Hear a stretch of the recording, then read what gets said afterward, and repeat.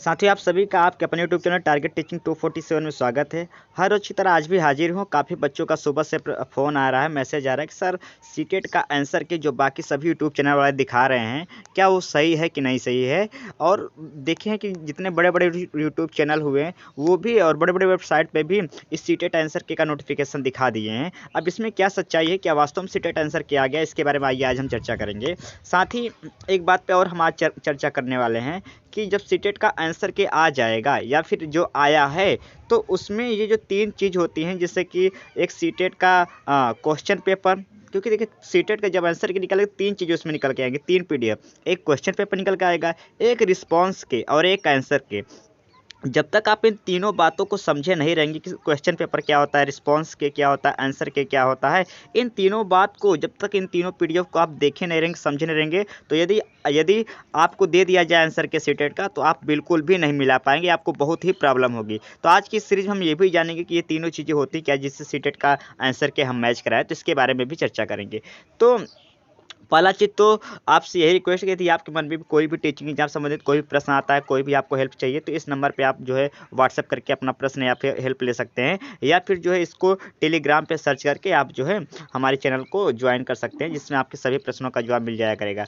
तो देखिए, जब पहले प्रश्न का मैं पहले जवाब देना चाहता हूँ कि देखिए साथी, जितने भी यूट्यूब चैनल, बड़े बड़े यूट्यूब चैनल, बड़े बड़े वेबसाइट पर ये सब बोला जा रहा है सीटेट का आंसर किया गया है, तो अभी मैंने चेक किया है सीटेट का आंसर के जो सीटेट का वेबसाइट है, जो ये वेबसाइट है CTET.nic.in, ये वेबसाइट सरकारी वेबसाइट है।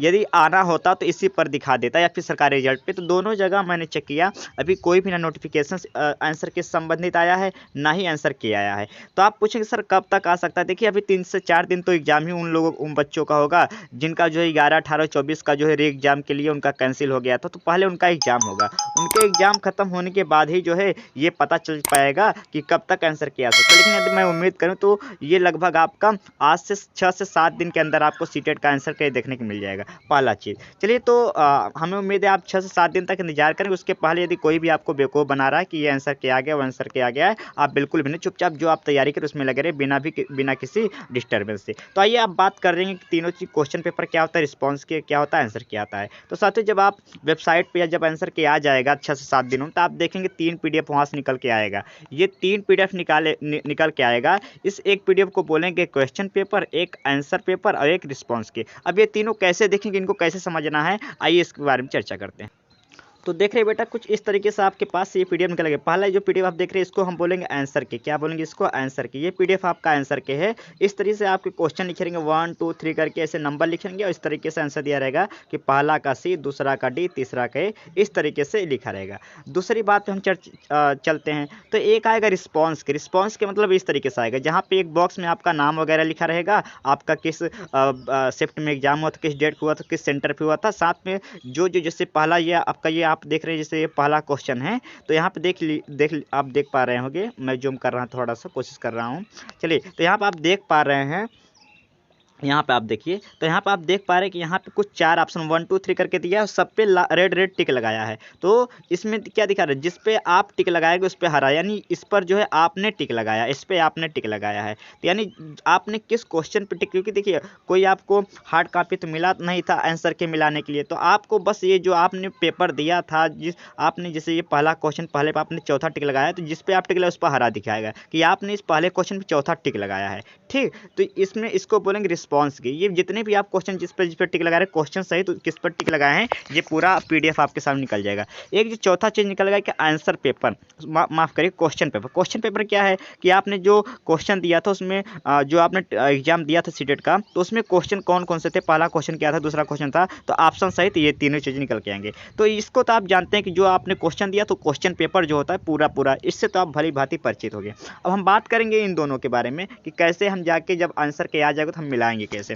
तो जैसे मैं बात कर रहा हूँ, जैसे अगर इसमें है कि मैं देख लिया हूँ कि मैंने जो है पहला क्वेश्चन पे मैंने चौथा टिक लगाया, कौन सा लगाया है, चौथा टिक लगाया है। अब मैं क्या करूँगा, ये जो आपका आंसर के आपको दिखेगा, आंसर के जो मिलेगा उसमें मैं खोलूँगा कि चौथा क्या है। तो चौथा के यहाँ मैं देख रहा हूँ डी, और मैं देख रहा हूँ चौथा पे यहाँ पे मैं देख रहा हूँ कि मैं, अच्छा यहाँ पे देखते हैं, यहाँ मैंने पहला क्वेश्चन पे चौथा टिक लगाया है, और मैं देख रहा हूँ यहाँ पहला पे सी वाला हमारा सही है, यानी ये जो आयोग ने आंसर दिया कि पहला का सी आंसर होगा। होगा, और आपने पहला का चौथा आंसर लगाया है। तो इस वजह से मैं देख रहा हूँ कि आंसर ये मेरा गलत हो गया। फिर मैं क्या करूँगा, मैं लिखूँगा मेरा पहला क्वेश्चन गलत हो गया।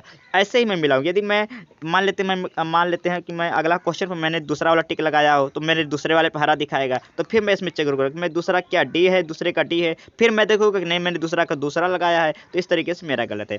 तो मेरे कहने का अर्थ यही है कि आप को जो रिस्पॉन्स के मिलेगा ये बताएगा कि आपने टिक किस पर लगाया है। तो यदि देख रहे हैं जैसे पहला क्वेश्चन मैंने चौथे पर टिक लगाया है, तो मैं पहला क्वेश्चन देखूंगा आयोग ने किसको टिक मारा, तो आयोग ने सी पे टिक लगाया, तो इस तरीके से हमारा गलत हो गया। यदि मैंने भी सी तीसरा सही किया होता, आयोग ने भी तीसरा ये सी दिया होता, तो ये मेरा क्वेश्चन सही हो जाता। तो आप कंफ्यूज ना मत होइए, बस आपको यही चेक करना है कि आपने किस पर टिक लगाया है, ये देखिए, और आयोग ने उस क्वेश्चन नंबर का आंसर क्या माना है, वो डी माना है कि ये माना है। यदि आयोग ने भी डी माना है तो आपका आंसर सही हो जाएगा, आयोग ने कुछ अलग आंसर माना है तो जो हो आंसर क्या हो जाएगा, आपका गलत हो जाएगा। तो इस तरीके से आंसर के में आपका पूरा दिया रहेगा कि पहला कौन सा सही है, दूसरा कौन सही है। रिस्पॉन्स के में ये बताता है कि आपने किस पर टिक लगाया, इस क्वेश्चन में किस पर टिक लगाया है। साथ में क्वेश्चन पेपर आपका ये दिखाएगा कि कौन कौन से क्वेश्चन आए थे, उसके ऑप्शन क्या थे। तो ये जब आप तीनों PDF डाउनलोड करेंगे तो आप बिल्कुल भी अपने से मिला सकेंगे कि आंसर के में आपने क्या टिक लगाया है और क्या सही होना चाहिए, आपको कितना नंबर बना। तो अभी आप बिल्कुल जो तैयारी कर रहे हैं चुपचाप तैयारी करिए। जैसे ही कोई नोटिफिकेशन आता सबसे पहले मैं आपको बताने की कोशिश करूंगा, और एकदम ऑथेंटिक जानकारी। तो अभी चुपचाप जो है आप जो तैयारी करें तैयारी करिए। अभी आप क्या करिए कि बस इतना समझिए कि अभी आंसर के नहीं आया है, और आंसर के आएगा तो कैसे आप देख सकेंगे कुछ, इसको भी मैंने बता दिया है। चलिए बाकी आज के लिए यही रखते हैं। यदि आपको मेरी थोड़ी सी मेहनत अच्छी लगी होगी तो प्लीज़ चैनल सब्सक्राइब कर हमें हिम्मत दीजिए और जुड़ जाइए हमारे चैनल से, जिससे आपको पल पल के नोटिफिकेशन टीचिंग एग्जाम संबंधित सबसे पहले आपको मिल जाया करे। तो और हाँ, इस पर आप अपना इस नंबर पर या इस पर टेलीग्राम करना या मैसेज करना आप ज़रूर ना भूलिएगा। आपके जो भी प्रश्न हो आपके जवाब दिए पड़ेगा। तो सुनने के लिए आप सभी का धन्यवाद और आपका दिन शुभ हो।